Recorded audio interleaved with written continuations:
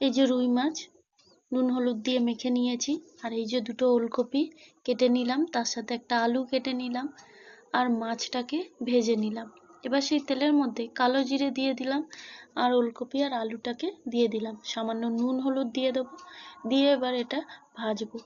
কটা কাঁচা লঙ্কা এর মধ্যে চিড়ে দিয়ে দেবো।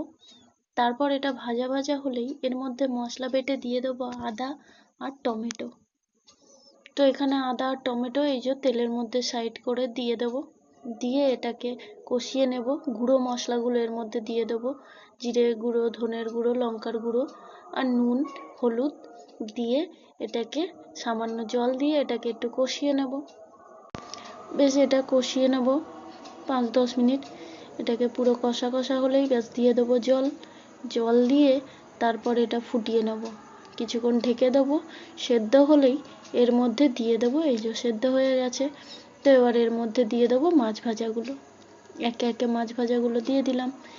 এবার এটা কিছুক্ষণ নেড়ে তারপর এর মধ্যে দিয়ে দেবো ধনে পাতা বা কুচি। ব্যাস দিয়ে নামিয়ে নাও। পেঁয়াজ রসুন ছাড়াই এই মাছের ঝোলটা খেতে কিন্তু অসাধারণ লাগে।